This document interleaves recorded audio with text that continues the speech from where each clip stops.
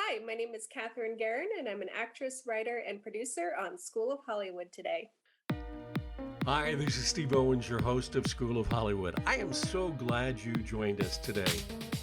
I personally want to thank you because you are helping us make the top of the charts in podcasts. I'd like you to ask you a favor, though, and that is to tell a couple friends about it. And if you even have some time, please write a review for us, okay? All right, let's get on to today's show because it's a great one. Hi, Katherine. I'm glad to have you here. You're originally from Silicon Valley, and then you moved down to Los Angeles.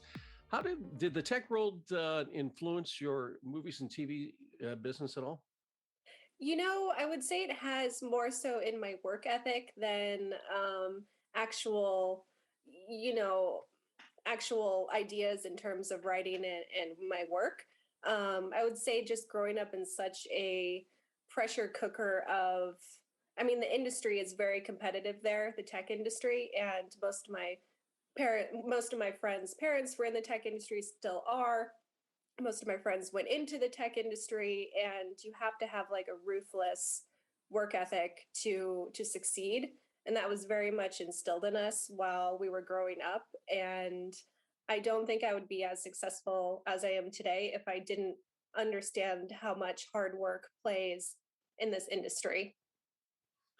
How old were you when you first picked up a camera and said, I'm going to be a producer director? I would say early on, my parents loved taking pictures and videos of us back in the day when there was VHSs. And we would, my parents would record videos and I would kind of take it and give them ideas on what they needed to shoot. Like I would perform dances and perform my gymnastics, and I wanted them to record it in a very specific way. And then I would show all my family members. I'd make them sit down and watch those horrific VHS tapes. So I'm sorry. So do you still have those VHS tapes? Probably my parent. Yeah, I should ask my parents. They should bust them out. I would love to see them. It may inspire you to make a new movie out of it. So Right. you had a film that is on Amazon called A Big Story, and it's about a terminally ill cancer patient. Yes. And you decided to recreate the first date on the story. Tell me about that, because that's really interesting. Yes. So, I wrote that really on a whim. It was for the 2017 LA Festival's contest, Danny Elfman, Rabbit and Rogue, where Danny Elfman provided about 4 film scores for filmmakers to write films around his score. And so when I heard the music, to me, it was really I thought of something very tragic and sad. That's just where my mind was back then, also, and also my writer's mind was in a very kind of dark place. And yeah, so I kind of conceived this really beautiful story of, if I were to be kind of like on my last leg of a terminal illness, what would I want to do? What would be really special for me? And yeah, that kind of just inspired the story. And then I wrote it like within a day and found a crew within another day, and we shot it over the weekend and we submitted it, I think, with literally like a minute to spare before the deadline ended. And then we ended up winning fan favorite with over 500,000 views, and got to go to the LA Film Festival. And it was also watched and judged by Oscar winners.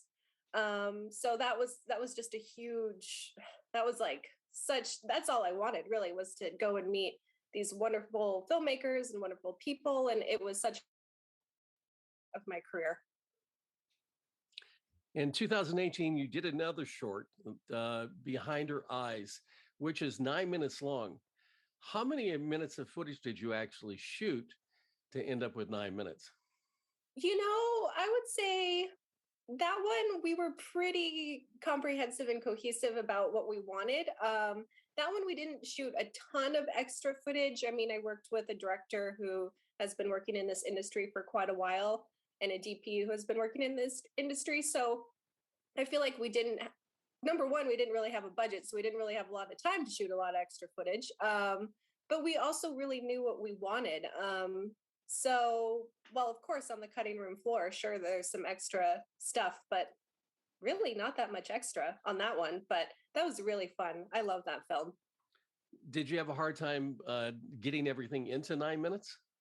Yes, I would say short films are drastically harder for me to write. I initially started on short films, but now that I've written features, I'm like, holy moly, short films are so much harder to write because you have to condense an entire story in, under 30 minutes or 40 minutes. And that's really hard to do, to take an audience on an entire journey of a character and have them root for the character and fall in love with the character and hate a character in a matter of like 10 minutes. It's pretty difficult. Absolutely. As an editor, did you have your eyes on being a producer in sales, or did you have your eyes on creativity? Creativity, absolutely. I mean, that's just how my mind works. That's just me in a nutshell. I'm a creative person. Just I've always been that way. So yeah, 100%. Well, there's a little buzz on you in town right now, and it's about Elisa's Almost 30 pilot. People are saying it's the combination of a bridesmaid meets Emily in Paris. Tell us the storyline and about your cast. Sure. Yeah. So I initially wrote Elisa's Almost 30. I believe around in 2016. It was inspired by my amazing, beautiful cousin who has since tragically passed away. She came to visit me in Los Angeles, and she was the type of woman that wherever she went, like something crazy always happened because her personality was so unbelievable. Just people were drawn to her. And so the things that we got into, the hijinks that we got into, I mean, I'm surprised we weren't arrested. It was so hilarious. And I was like, I have to write a show about this. Like, I have to write a show about you. And so I initially wrote the script with the idea of having her be in it. And they were just short little 10-minute, less than 10-minute episodes that I wanted to put on Instagram or social media. And then as the years passed, and then after she passed away, I was like, you know what? I want to come back to this. I haven't written comedy and explored comedy like I've really wanted to, and I want to show the world my comedic strengths. So, in a way to honor her, I really developed the story and included a lot of my own personal journey that I've been through over the years. I'm adopted in real life, and my birth father contacted me in 2017 out of the blue, and it completely shook my world. And I was about to turn 30. And I was like, okay, so if I can combine my cousin and my real life, let's meld this together. And so was Elisa's Almost 30 was born. And I sought out my mentor, who's my acting teacher, Raquel Gardner, who's been in the industry for over 30 years, plays an iconic role in many films, like Night at the Roxbury. And she was like, you know what, I see this story, and I want to work with you, and I want to direct it.